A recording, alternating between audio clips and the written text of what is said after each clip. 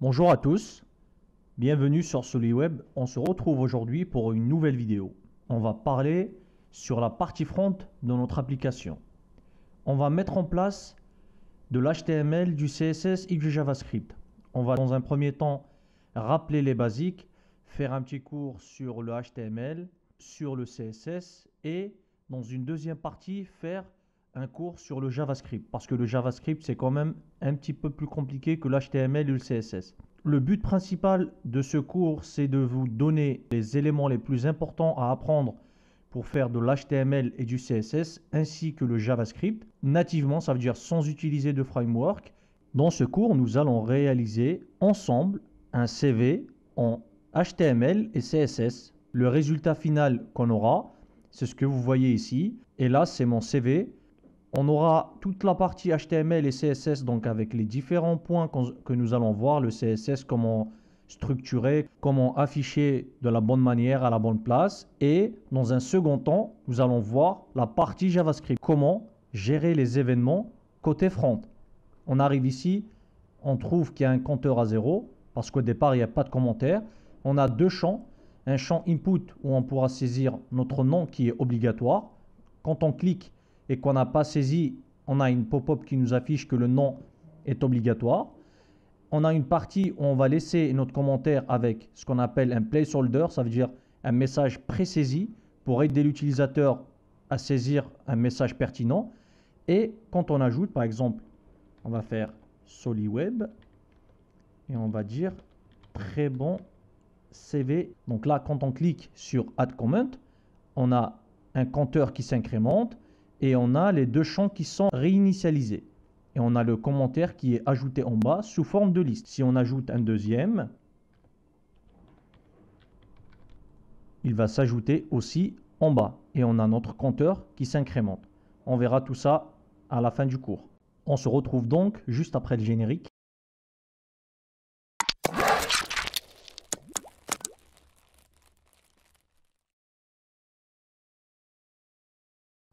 Dans cette première partie, on va parler de l'HTML.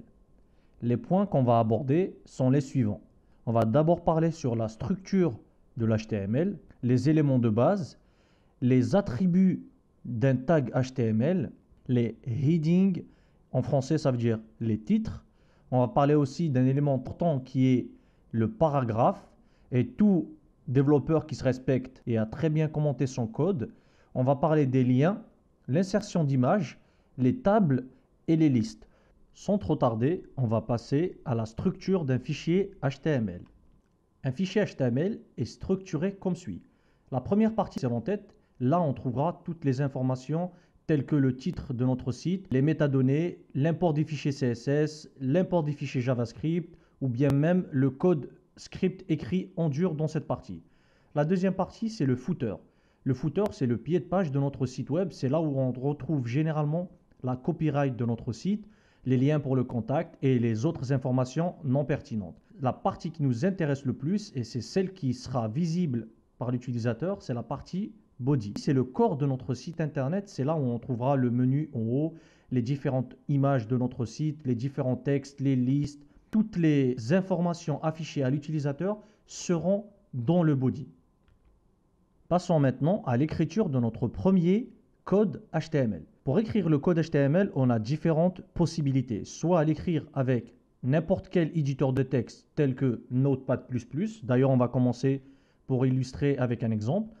Ou bien, on va travailler avec un IDE beaucoup plus puissant lorsque notre projet deviendra beaucoup plus grand et qui va être le meilleur IDE pour la partie front actuellement, à mon sens, qui est Visual Studio Code.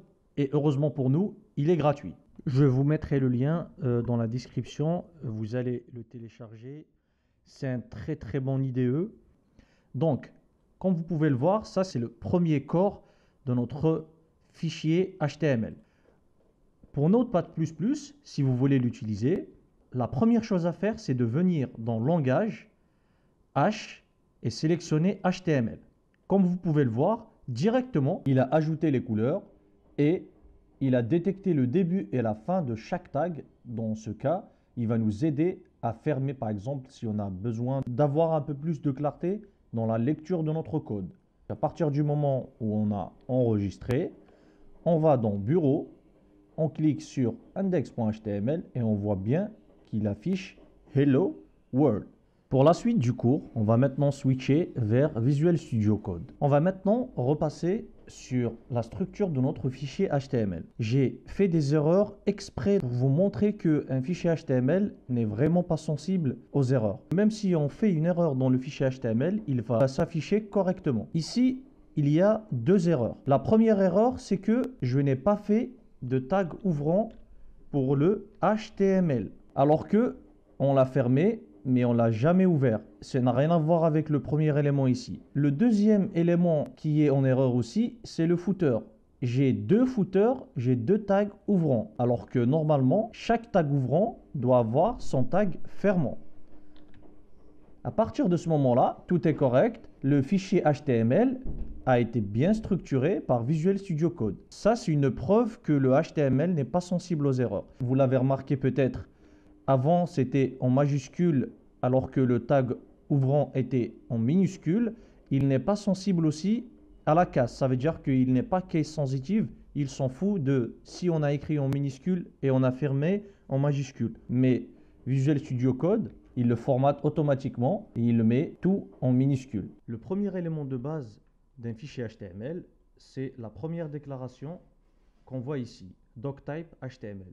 Cette déclaration sert beaucoup plus au navigateur pour pouvoir afficher de la meilleure des manières notre page HTML. Cette déclaration n'est pas obligatoire, mais elle est très fortement recommandée. Si on l'enlève, notre page HTML s'affichera tout de même. Le deuxième élément sera celui qui va englober l'ensemble de nos éléments. C'est le tag HTML. L'élément de base dont on va parler maintenant sera le titre. Si on ajoute le tag titre à notre site internet, on verra CV SoliWeb, qui est exactement le même qu'on a saisi dans notre fichier HTML. Le deuxième élément de base, c'est celui qu'on a déjà vu, qui est le paragraphe. Le paragraphe est l'un des éléments élémentaires qu'on utilisera beaucoup lorsqu'on sera amené à rédiger dans le fichier HTML. Il a une particularité, c'est que si on ajoutait un deuxième paragraphe, il va l'afficher sur une deuxième ligne. Donc, chaque paragraphe est affiché sur une nouvelle ligne séparément. Le troisième élément de base est un élément très important lorsqu'on arrivera à la partie CSS. Ce sera les divs. Pourquoi? Parce que les divs, comme leur nom l'indique, nous servent à diviser notre page HTML. La div nous permettra de faire différentes parties pour pouvoir les afficher de la meilleure des manières en CSS. Les divs toutes seules ne serviront à rien. Mais les divs avec le CSS, c'est ce qui va permettre d'afficher l'ensemble des éléments à la place souhaitée. Le quatrième élément de base qu'on va voir seront les titres. Donc les titres, on a des titres de H1 jusqu'à H6. On va du plus grand au plus petit. Le titre 1 sera beaucoup plus gros que le titre 6. Si on affiche, on voit bien que la différence est flagrante. Le cinquième élément de base qu'on va voir seront les tags A. Le tag A est très important lorsqu'on travaillera avec les liens dans notre site internet. Le A va nous servir à faire le lien entre les différentes pages web qu'on a dans notre site ou bien faire des liens externes vers d'autres sites internet. Dans notre cas, on va faire un test avec google.fr. Donc href, on ajoute une propriété à notre tag A. Tous les tags acceptent des propriétés. Au minimum, elles acceptent le style. Le style, c'est pour appliquer un CSS uniquement pour un élément donné. Donc ici, le href, on va faire ici https google.fr. Là, c'est le href. Donc, on va rajouter www. Ici, si on fait comme ça, rien ne sera affiché. Ce qu'on va écrire ici, c'est la partie qui sera visible à notre utilisateur. C'est uniquement deux points. On enregistre, On voit bien que je l'ai déjà visité, mais si on clique dessus, il nous redirige bien vers la page de Google. L'élément suivant qu'on va voir, c'est les images. Pour importer une image sur notre page web, on utilise le tag IMG pour dire image. Le tag IMG a une propriété obligatoire qui est source. C'est pour indiquer le chemin vers l'image qu'on veut afficher. Comme vous pouvez le voir, Visual Studio Code nous propose le début de chemin possible. Notre image se trouve dans statique, donc on choisit statique. Et il a trouvé l'image qui se trouve à l'intérieur qui est image profile.jpg. Image est conseillé aussi de lui rajouter un autre attribut alternatif qui s'appelle alt. Cet attribut nous sert si jamais le navigateur n'arrive pas à trouver l'image, il affichera ce texte. Il faut savoir que l'image que j'ai, elle est de qualité Ultra HD. Maintenant, si j'affiche sur le navigateur, on aura le résultat suivant. J'actualise. Vous voyez, l'image, elle est énorme. On va donc introduire un troisième attribut qui est width. Width en français, ça veut dire largeur. Donc là, on va lui dire de nous la mettre à 250 pixels. On enregistre, on revient ici, on actualise, on voit bien que l'image a été redimensionnée. Par contre, on remarque que le lien et l'image sont affichés sur la même ligne, alors que dans notre fichier, ils sont sur deux lignes différentes. Cela est normal parce qu'il y a des tags qui ne s'affichent pas automatiquement sur une nouvelle ligne. Donc on va en profiter pour introduire notre tag magique qui va s'appeler BR. BR, ça veut dire que affiche-moi une nouvelle ligne vide. Donc à partir de ce moment-là, il nous fera un saut de ligne. Si on revient et on actualise, on voit bien que Google est sur une ligne et notre image elle est sur une nouvelle ligne. On va aborder les listes. Alors les listes en HTML, il existe deux types. Les listes UL, en anglais c'est un ordered list, ça veut dire que c'est des listes non ordonnées. Dans ces listes, on aura un affichage pour chaque élément sous forme de puce. Donc on va écrire élément 1, on va faire un deuxième élément, élément 2. Quand on va l'afficher, on aura une liste, élément 1, élément 2. L'autre type de liste, c'est OL. OL, c'est pour Ordered List, ça veut dire liste ordonnée. Ici, chaque élément sera affiché avec un numéro. Donc là, si on fait 2, on revient ici, on actualise. Vous voyez bien que c'est 1 élément 1 O, 2 élément 2 O. Ce qu'il faut savoir aussi, c'est que le petit L ici et le petit I, ça veut dire list item. C'est pour dire élément de liste et qui est commun pour les deux types de listes dans notre HTML. On va parler sur les commentaires.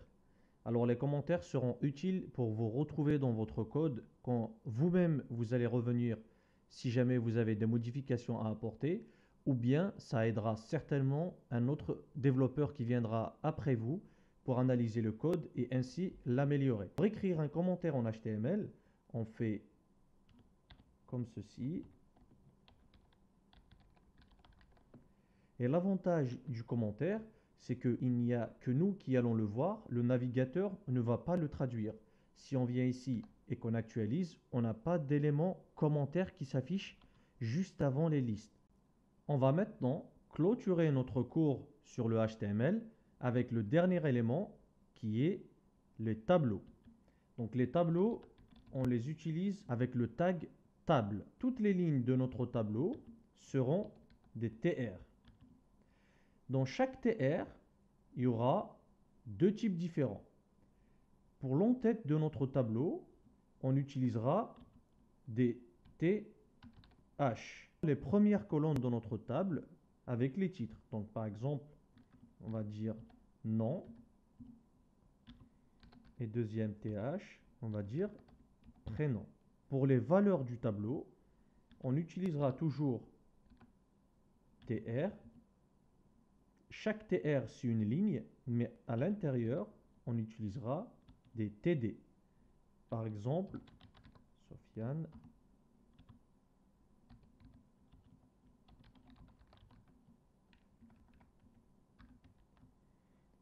Si on actualise, on voit bien que le tableau s'affiche. Mais on remarque qu'il s'affiche sans les différentes lignes qui nous permettent de délimiter notre tableau. C'est un bon élément pour introduire notre partie CSS. C'est là où on voit que le HTML tout seul est très limité. C'est bien pour structurer une page, mais pour la rendre plus belle, on aura besoin du CSS. C'était le dernier élément important que je voulais vous transmettre concernant le HTML. On se retrouve dans la deuxième partie pour le CSS. Pour la partie CSS, nous allons voir les éléments suivants. On va commencer par une petite introduction. On va voir ensuite comment ajouter le CSS à notre fichier HTML. Il existe 3 méthodes différentes. On verra la syntaxe qu'il faut utiliser pour écrire le CSS, les différents sélecteurs possibles pour cibler les éléments HTML. On verra ensuite les couleurs et leurs différentes valeurs. On passera aux arrière-plans, en anglais c'est les backgrounds, les couleurs et les images. On verra ensuite les différentes mesures possibles dans le CSS, les bordures, les margins, les paddings, les polices, et ensuite les listes et les tables. Et on finira par les positions fixes, absolutes et sticky. Et on finira par le inline block. Pour faire simple et rapide, le CSS est là pour nous aider à structurer n'importe quelle page web et apporter du style aux différents éléments qui composent notre site internet. On prend par exemple le CV que je vous ai montré au tout début de cette vidéo. Ce CV, il est sans CSS. Il comporte exactement les mêmes éléments que celui-ci, sauf que il n'a pas de CSS. Donc c'est de l'HTML brut et on voit que les éléments se suivent et se répètent, alors que en appliquant le CSS, le résultat final est complètement différent par rapport à ce qu'on avait sans le CSS. Donc le CSS, il est là pour rendre joli et ordonner notre site web. Pour ajouter du style à notre HTML, il existe 3 différentes manières. La première, c'est d'ajouter à chaque tag HTML l'attribut style. À l'intérieur des 2 crochets, on va sélectionner la propriété qu'on souhaite lui rajouter. Par exemple ici, on va dire qu'on va lui ajouter un arrière-plan de couleur. Ici, on va sélectionner par exemple aquamarine. On actualise, on voit bien que la couleur a été appliquée sur tout l'élément P. Par exemple, on peut lui rajouter la propriété width qui est largeur. On va dire que ça va faire 50 pixels. On vient ici, on actualise. Vous voyez que la taille s'est complètement réduite en 50 pixels. La deuxième manière de faire du CSS, c'est d'utiliser l'attribut classe. Là, on va donner le nom de la classe qu'on souhaite modifier. Par exemple, ici, on va l'appeler paraph2. Et on vient dans la partie head, comme on en avait parlé dans la partie HTML, on va écrire du style. Pour ce faire, on va utiliser la balise style. On pourra maintenant écrire notre CSS. Alors, pour écrire le CSS, on y reviendra juste après pour voir les différents sélecteurs. Mais ici, vu qu'on a utilisé l'attribut classe, alors pour sélectionner une classe, on commence par un point. Après, on écrit le nom de la classe. Donc nous, on va écrire paraph2. Et là, on va ouvrir l'accolade. À l'intérieur, on va faire nos différents éléments de CSS. Par exemple, on va faire background color comme pour le premier élément, mais là, on va lui faire la couleur marron. Et pareil, on va lui faire la taille width. Et ici, on va faire 100 pixels. On enregistre. On vient ici, on actualise. On voit bien que le deuxième paragraphe uniquement a changé de couleur et a été adapté à la taille souhaitée, qui est le double du premier paragraphe. Pour la troisième et dernière manière d'inclure du style à notre page HTML, on va réorganiser un peu nos éléments. Donc ici, on va créer un nouveau dossier qu'on va appeler cours YouTube. Et à l'intérieur, on va rajouter notre index.html. Et ici, maintenant, on va créer notre nouveau fichier qu'on va appeler style.css. Donc, tous les fichiers CSS doivent avoir l'extension .css. Maintenant, on vient dans notre fichier index.html et là, on va rajouter une balise qui va s'appeler link. Link, c'est pour dire lien. Et là, on va lui rajouter l'attribut rel. On va écrire style sheet. On va lui dire href style.css. On vient fermer notre balise link. À partir de ce moment-là, le lien est fait. Pour vous montrer que la liaison est réellement faite, on va prendre par exemple l'élément H1 et on va lui changer de couleur.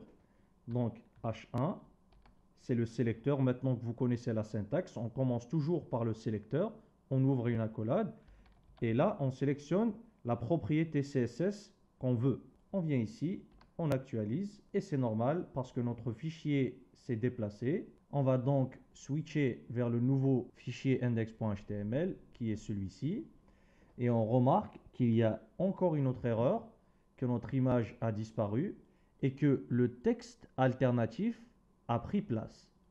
Donc maintenant, on doit encore changer le lien pour notre image qui n'est plus statique, mais là, on va lui rajouter 2 points pour remonter d'un niveau. Là, on est dans Component et on va rajouter 2 points. Et là, on remonte jusqu'au niveau statique.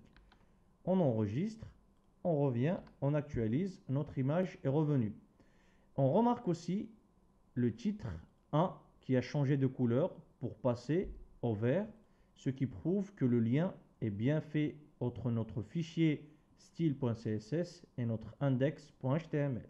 Passons maintenant aux différents types de sélecteurs qu'on peut utiliser dans le CSS. Le premier élément, c'est en utilisant les éléments HTML, ça veut dire les tags. Comme on a fait pour le H1 ici, on a écrit juste H1. Donc on aurait pu écrire P, image, UL, et on aurait pu écrire directement les propriétés CSS pour cet élément HTML. Le deuxième type de sélection se fait en utilisant l'attribut classe pour nos différents éléments HTML. Pour utiliser une classe CSS, on doit commencer par le point et après on va sélectionner notre classe avec son nom juste après le point. La troisième manière de faire de la sélection CSS, c'est en utilisant l'ID. On fait ID, titre 6, et pour faire du CSS avec un ID, on utilisera le hashtag titre. On ouvre les accolades, on va faire notre propriété souhaitée. Et là, on va faire cette couleur par exemple. On enregistre, on vient ici, on actualise. Et on voit bien que ça n'a pas marché. On revient pour vérifier ce qui s'est passé.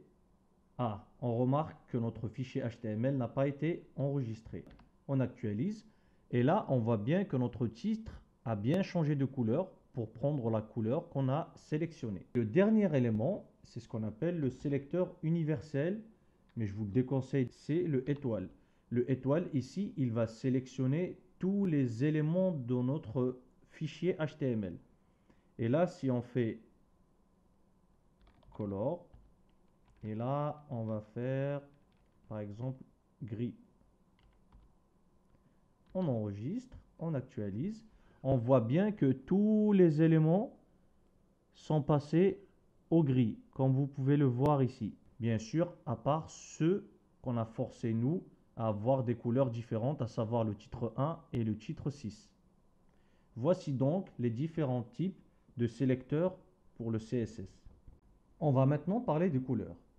On va créer une nouvelle classe à notre div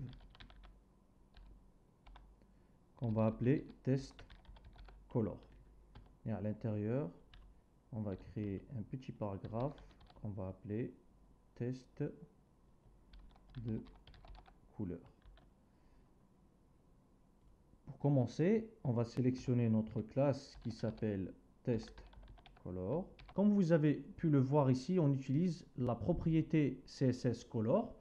Color est là pour sélectionner la couleur du texte. Si on veut travailler avec des fonds de couleur, on va travailler avec des background color. Notre div, dans un premier temps, on veut lui mettre la couleur rouge. On enregistre. Quand on actualise, on voit bien que test couleur est bien dans une div qui fait toute la taille de l'écran parce qu'on n'a pas spécifié la taille et qui est rouge. On va dire que finalement, on ne veut pas travailler avec un rouge aussi vif. On a une possibilité de travailler avec un autre type de couleur qui s'utilise avec la méthode RGB. R pour red qui est rouge, G pour green, ça veut dire vert, et B pour blue, ça veut dire bleu. L'avantage d'utiliser VS Code, c'est qu'il a un outil RGB intégré. Il suffit de survoler la couleur qu'il affiche déjà et on accède directement à l'outil RGB. Donc ici, on voit bien que le RGB sélectionné, c'est le rouge. Avec cet outil, on peut jouer avec ce curseur qu'on trouve ici sur les nuances de notre rouge. Par exemple, ici, il devient plus clair et ici, il devient plus sombre. Donc nous, on veut prendre un truc beaucoup plus clair. Donc on va dire que on prendra cet élément-là. On va changer la taille. Donc on va mettre width. On va mettre 200 pixels. Width, c'est la largeur. Et height, c'est la hauteur.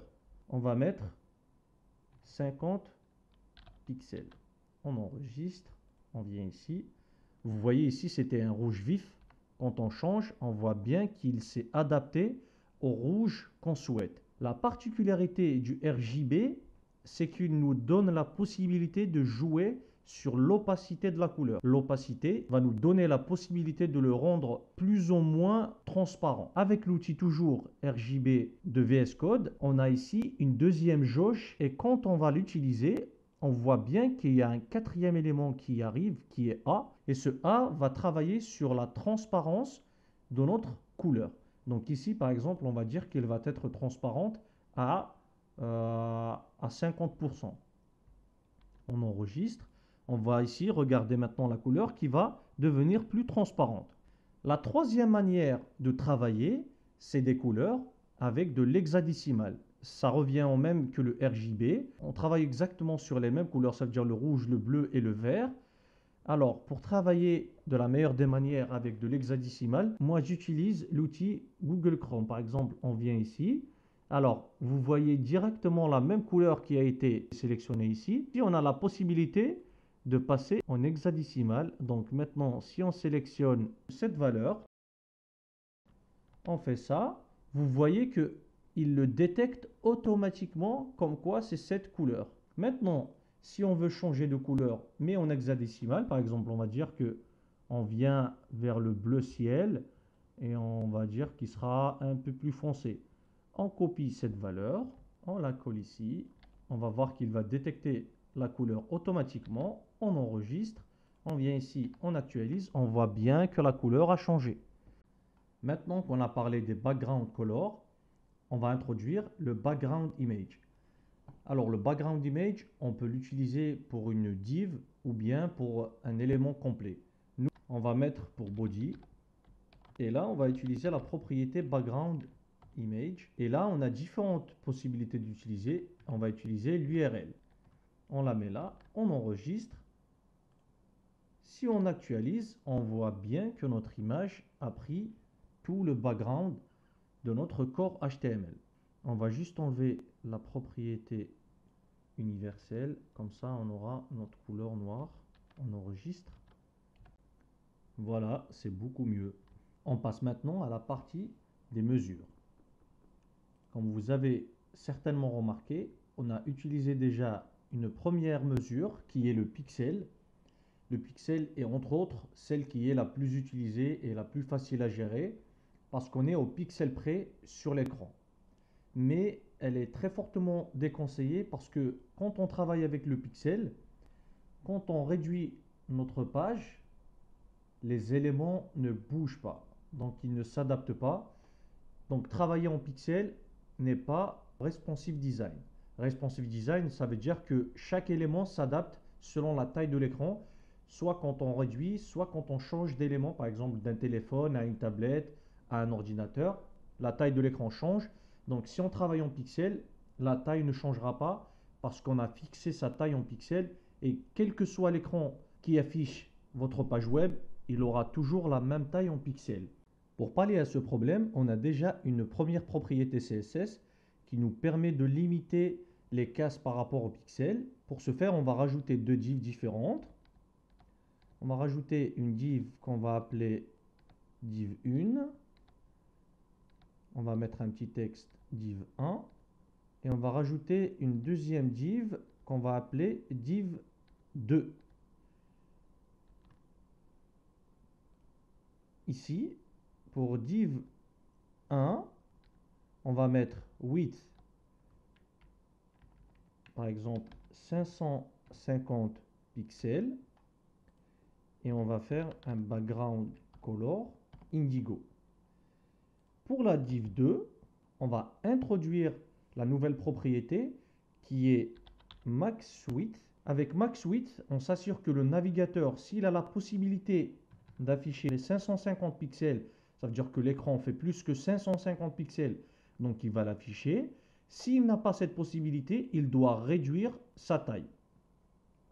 Donc là, on fait max width 550, on fait le même background indigo.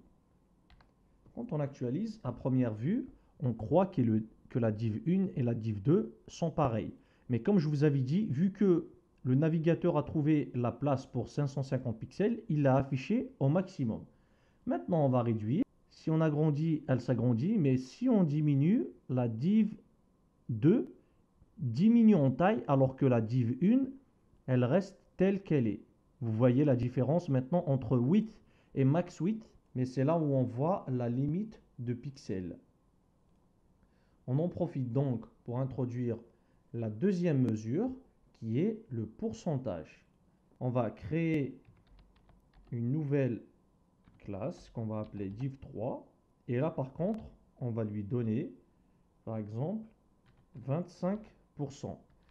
Alors, il faut savoir que le pourcentage, il prend le pourcentage de l'élément parent. Ça veut dire que si notre div, elle est parent du body, il va prendre la taille du body comme 100%. Si on l'a fait à l'intérieur d'une autre div, par exemple div 2 qui a 550 pixels, il va prendre 100% de 550 pixels. Donc le pourcentage, il prend la taille du parent. On va faire deux exemples différents pour la même classe. Alors, on va faire ici div classe div 3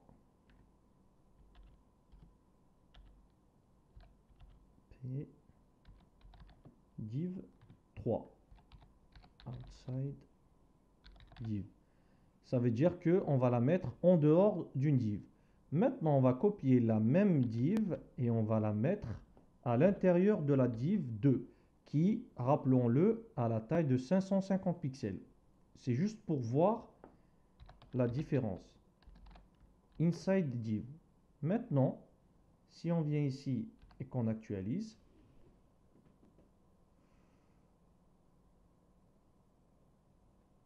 on a oublié de faire le background color pour la div 3. Donc, background color. Pour différencier, on va choisir la couleur rouge. Comme ça, on va pouvoir voir à chaque fois où la div 3 est disponible, on verra la couleur rouge. Par exemple, on va la voir ici et ici. On actualise. Vous voyez maintenant la différence entre le fait de faire la div 3 en dehors de la div 2. Ça veut dire que son parent à elle, c'est le body. Donc on remarque qu'elle a pris 25% de la taille totale de notre écran. Alors que la div qui est à l'intérieur de la div 2, elle a pris 25% de 550 pixels.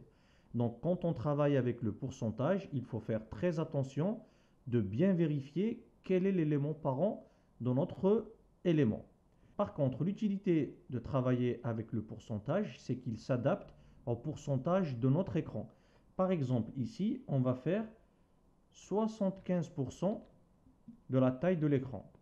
On actualise, on voit bien que la deuxième div a pris 75% de notre écran total, alors que la div qui est à l'intérieur de la div 2 a pris 75% de la taille de la div 2.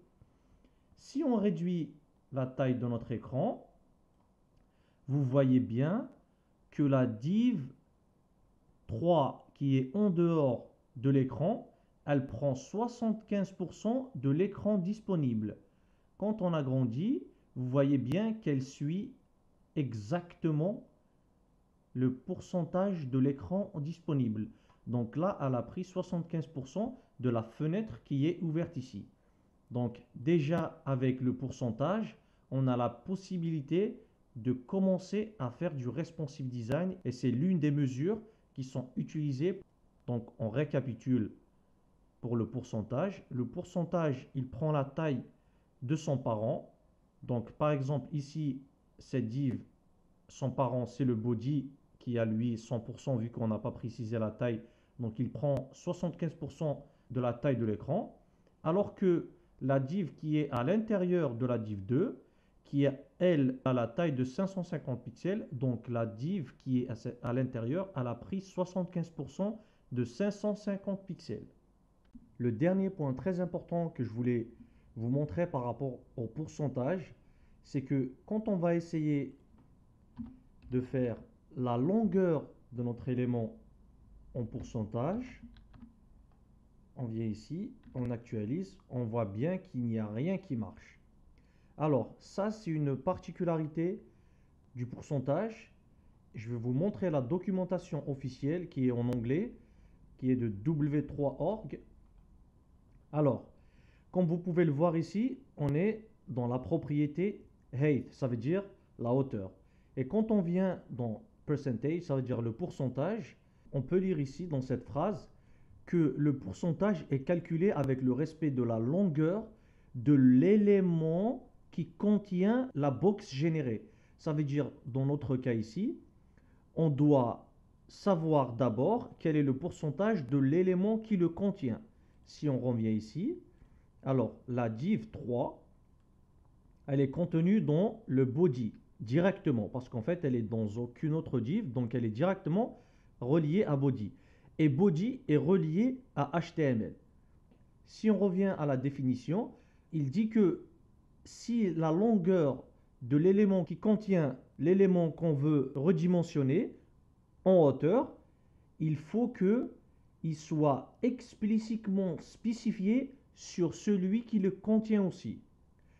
Pour mieux illustrer cette description, ce qu'il faut faire, c'est qu'il faut préciser le height du body, on va faire 100%, et aussi il faut spécifier le height de l'HTML qui contient le body.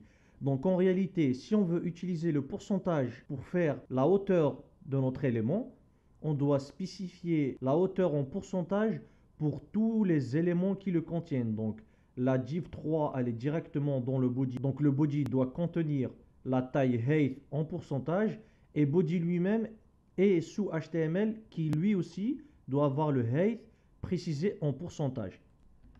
On voit bien que la div prend 15%. Mais vous allez me dire, mais pourquoi il n'y a que la div à l'extérieur qui a pris les 15% alors que celle qui est à l'intérieur n'a pas changé de taille alors que c'est la même classe CSS? Tout simplement, comme je viens de l'expliquer, c'est parce que l'autre div, qui est celle-ci, elle est à l'intérieur d'une autre div. Et la div 2, si on revient dans le CSS, elle n'a pas de height en pourcentage. Si on précise le height en pourcentage pour la div 2, à partir de ce moment-là, Même celle-ci, elle prendra le height en pourcentage. Voilà donc la subtilité pour le pourcentage. Et c'est là le bon moment pour introduire la dernière mesure que nous allons voir ensemble. La dernière mesure s'appelle viewport. Alors viewport, elle se base sur la taille de l'écran sur lequel on affiche notre site internet. Et elle s'écrit avec cette syntaxe suivante. Alors pour le height, donc la hauteur, on va écrire 15. Et là, V pour viewport et H, comme vous pouvez le voir ici à côté, pour height, donc view height. Maintenant, la différence entre view height et le pourcentage, c'est que ici, avant, on n'avait que la div qui contenait le pourcentage et que tous ses parents avaient le pourcentage. Alors que maintenant, si on actualise, on voit bien que c'est les deux qui prennent les 15% dans notre écran, à savoir même la div qui est à l'intérieur de la div 2. Donc le view height n'a aucune contrainte comme le pourcentage.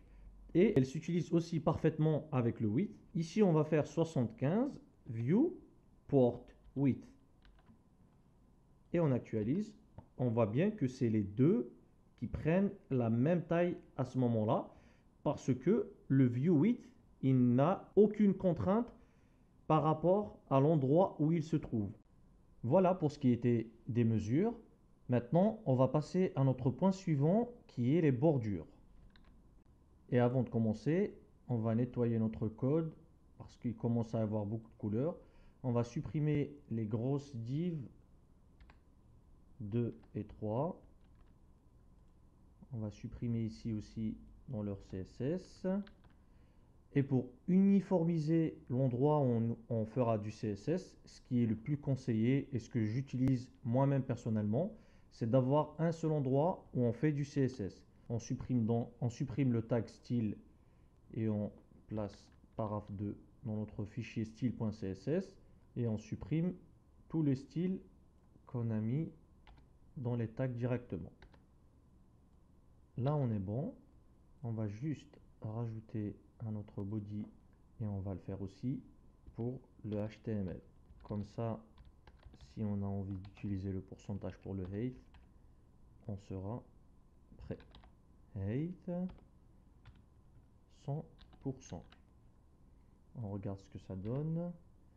C'est beaucoup plus clair. Pour parler des bordures, il faut savoir que les bordures, elles ont plusieurs propriétés CSS qu'on ne verra pas forcément dans ce cours parce qu'elles ne sont vraiment pas utiles, car il existe déjà un raccourci pour avoir l'ensemble de ces propriétés en une seule. Pour illustrer mes dires avec un exemple, on va dire que on va faire pour le paragraphe 2 des bordures. Alors, le paragraphe 2, on va déjà supprimer les propriétés qu'il avait. Pour les bordures, on a la propriété border. Avec border, on a la possibilité de faire plusieurs propriétés en même temps au lieu d'avoir plusieurs propriétés différentes et séparées. Donc ici, par exemple, on va dire que nos bordures, elles vont avoir 5 pixels. L'avantage avec border, c'est que juste après, on peut écrire la propriété suivante. C'est le type de la bordure. Donc nous, on va commencer par solide. Solide, ça veut dire que c'est une ligne continue. Et la troisième propriété qui suit sera la couleur de notre bordure. Donc on va faire bleu, par exemple. On enregistre, on vient ici, on actualise. On voit bien que notre paragraphe 2, il a des bordures de couleur bleue, de lignes continues et surtout d'épaisseur de 5 pixels. Donc si on s'amuse à changer par exemple solide, on va le mettre dashed. Ici, ça sera des points discontinus. Ce qu'il faut savoir aussi, c'est que pour les bordures, on aura envie de faire des bordures uniquement pour le haut ou uniquement pour le bas ou uniquement la gauche et la droite. Pour ça, on a la possibilité de rajouter à notre border ici le côté qu'on souhaite. Par exemple, si on voulait le côté gauche, on fait border left. À partir de ce moment-là, il n'y a que le côté gauche qui aura la bordure qu'on souhaite faire. On va lui rajouter un background color.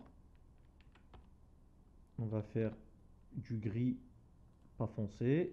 On va lui ajouter le width.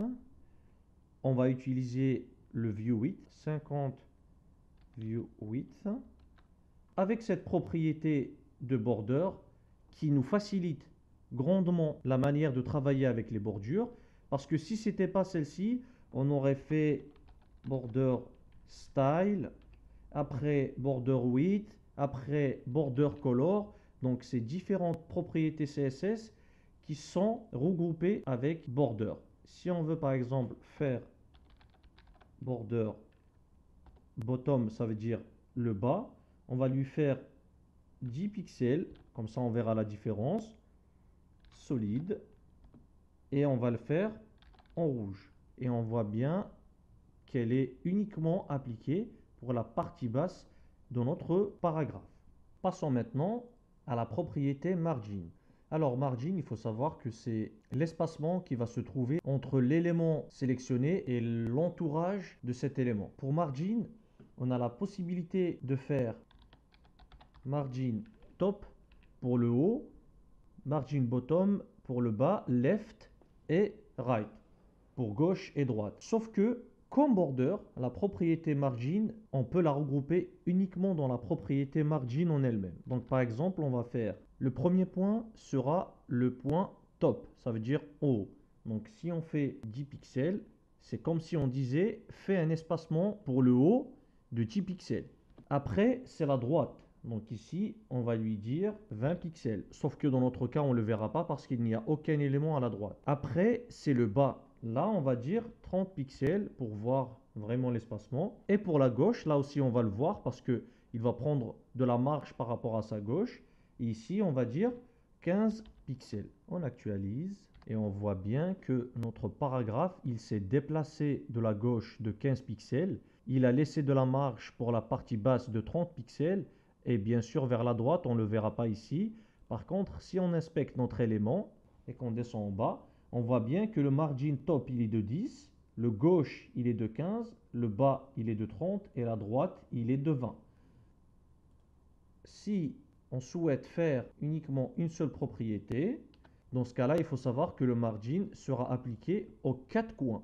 Donc si on actualise, on verra que l'espacement d'ici et de là, et droite et en haut, c'est exactement le même parce qu'on a sélectionné uniquement une seule propriété. Si par contre, on fait deux propriétés, la première propriété, c'est pour le top et le bottom, ça veut dire le haut et le bas, et la deuxième, c'est pour la gauche et la droite. Si on actualise, on voit bien que l'espacement vers le bas, il n'a pas changé parce qu'on n'a pas changé. Par contre, à la gauche, vu qu'on a mis 20, il s'est déplacé vers la droite. Si on fait trois propriétés,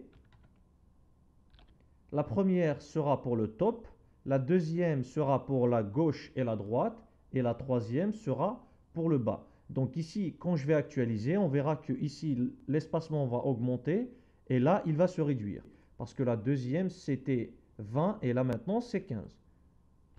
On actualise, vous avez bien vu que l'espacement vers le bas, il a augmenté, et la gauche, il a diminué.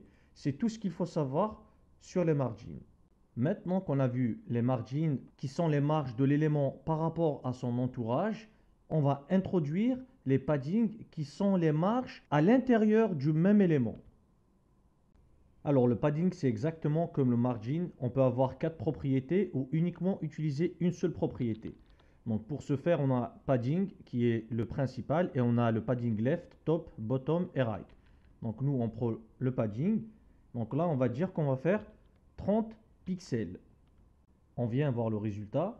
Donc regardez bien ici le texte Hello World 2, comment il va laisser des marges à l'intérieur de l'élément.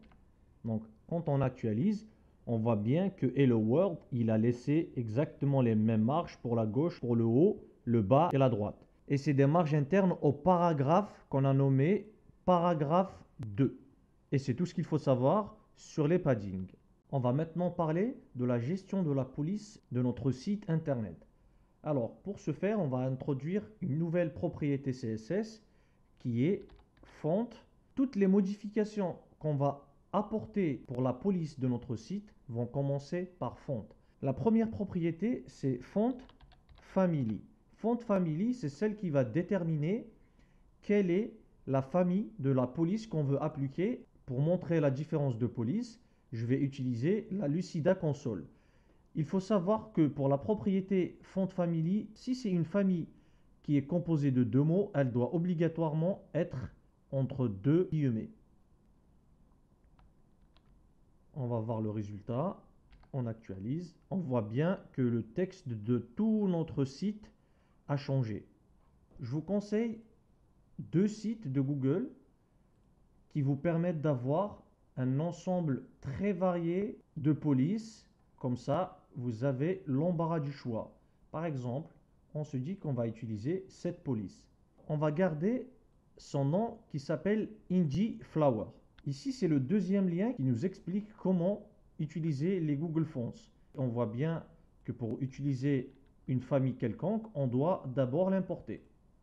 Dans notre aide, on va importer depuis Google notre famille. Ici, par exemple, c'est Tangerine. Donc, nous, on va la remplacer par Indie Flower. On vient ici, Tangerine, on va la remplacer par Indie Flower.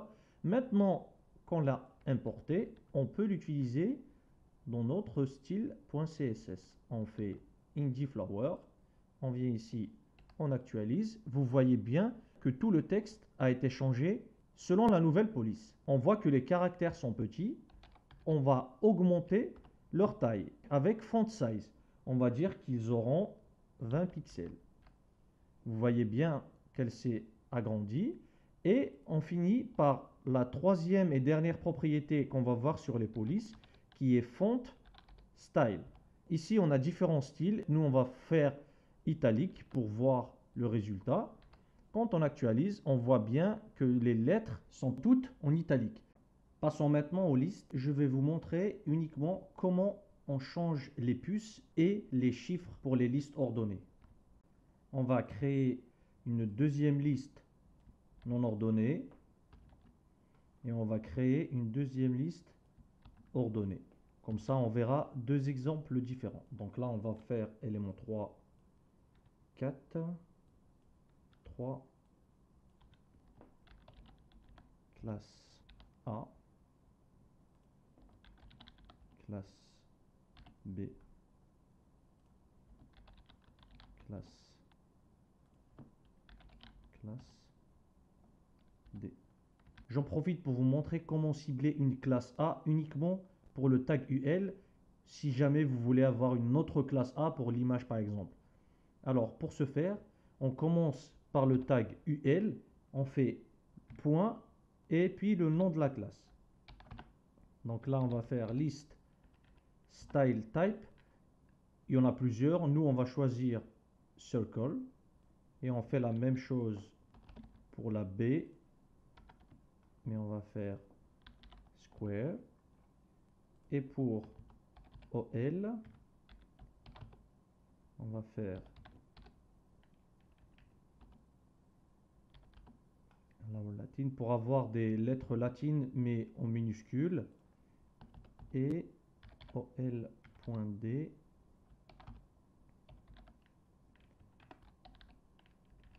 Comme ça, on aura les chiffres romains en majuscules. On actualise. Vous voyez très bien ici que le premier élément a changé vers des disques vides et le deuxième, il a changé vers des petits carrés. On a aussi les listes ordonnées qui ont changé vers A et B et la deuxième qui a pris les chiffres romains en majuscules. Et c'était tout pour les listes. On passe maintenant au tableau.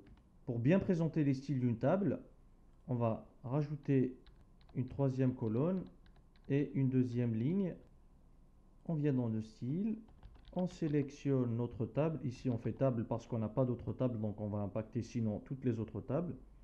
On fait border, comme on avait vu tout à l'heure pour les bordures, 2 pixels, solide, et on va finir par la couleur, on va dire black. Par contre, quand on vient ici, si on fait juste comme ça, on voit bien que la bordure uniquement externe est visible. Pour résoudre ce problème, on commence par rajouter les TD et les TH à notre style. Donc si on revient et qu'on actualise, on voit bien que les TD et les TH ont maintenant des bordures. Donc si vous aimez le style ici, on peut le laisser comme ça.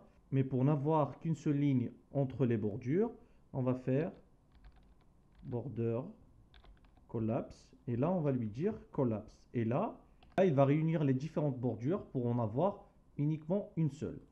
On va profiter pour mettre en place tout ce qu'on avait vu. Donc, on va mettre padding.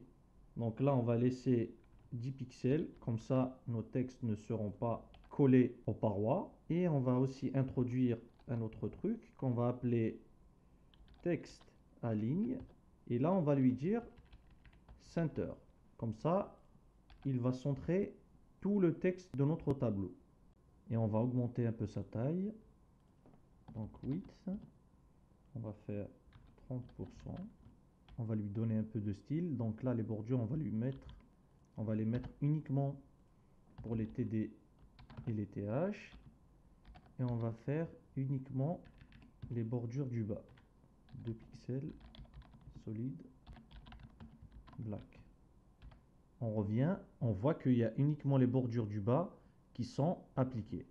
Et là, on va lui rajouter encore un peu de style. Et là, je vais vous introduire un autre élément qu'on ne connaît pas jusqu'à présent. On fait par exemple TR. Et là, on fait 2 points. À partir de ce moment-là, c'est des actions CSS qui rentrent en jeu. Nous, on va utiliser Hover, mais il y a d'autres actions, par exemple Actif et tout. Vous pouvez vous documenter sur Google si vous voulez, parce qu'on n'a pas assez de temps pour détailler l'ensemble des actions. Hover, c'est vraiment au moment où on survole une ligne de la table. Par exemple, on va lui dire que on va background color light gray. Dans un premier temps, on croit qu'il n'y a aucune différence, mais quand on va survoler, on va voir que le fond de nos lignes, il devient gris. À chaque fois qu'on quitte une ligne, il disparaît. Voilà, c'était tout ce qu'il fallait voir sur les tables. Donc maintenant, passons aux positions.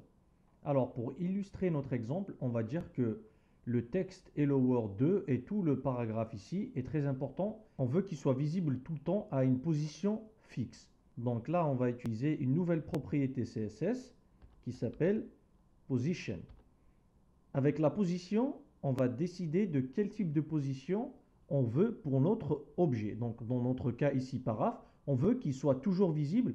Donc c'est la position fixe. Avec la position fixe, on est sûr qu'il ne bougera pas même si on scrolle. Par exemple, on le veut à droite et on le veut à la position 0 à droite. Et pour le top, on va le placer à 40%. On enregistre. Et le Word, il s'est déplacé pour se positionner ici. Et maintenant, même si on scrolle, il restera toujours à la même place, comme vous pouvez le voir. On va maintenant parler de la position sticky. On va utiliser comme exemple test de couleur. On va faire position sticky. On va lui dire top 0. Maintenant, si on vient ici, on actualise. Pour la position sticky, il faut que le scroll dépasse la position de l'élément en question pour que cet élément devienne fixe.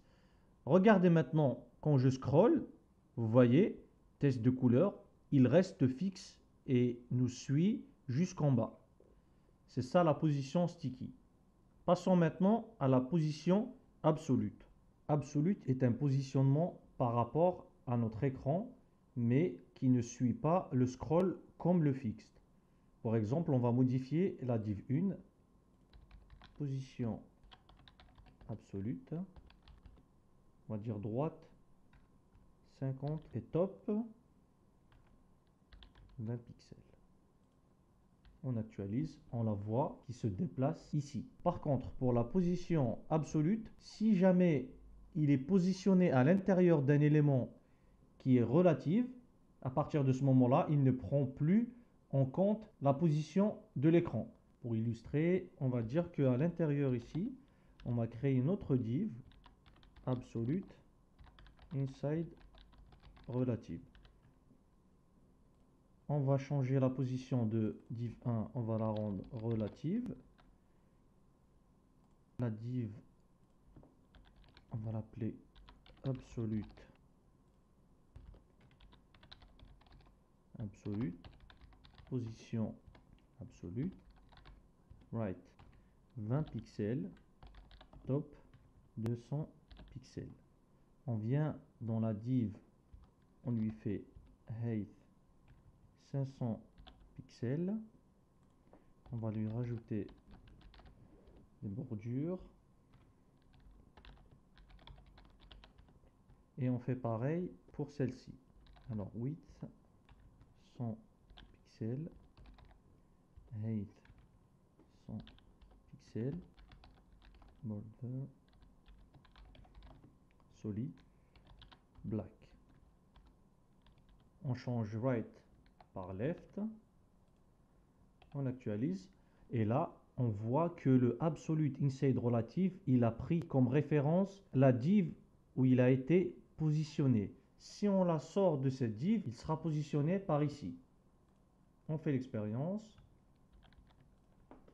on le sort ici, on actualise, vous voyez, il s'est déplacé par rapport à la position de l'écran.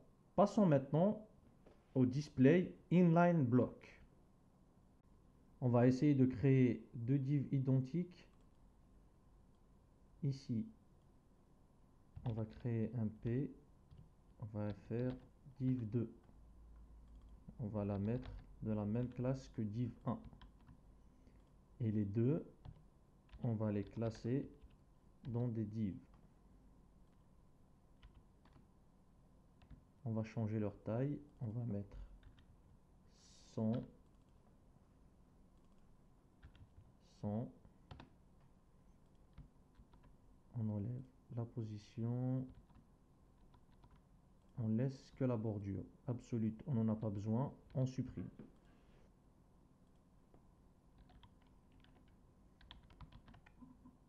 Donc on a ça. Maintenant on va essayer de les afficher sur la même ligne, l'une à côté de l'autre. Pour ce faire, il suffit de rajouter display inline block. On revient ici, on actualise et les deux divs s'affichent l'une à côté de l'autre. Et le gros avantage de inline block par rapport à inline ou bien block, c'est que inline block, il nous donne la possibilité de lui donner la taille height. Par exemple, si on affichait uniquement en inline, on supprime d'abord les P.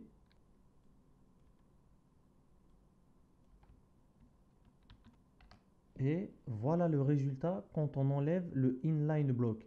Il les affiche bien l'une à côté de l'autre, mais la taille en height et en width ont disparu.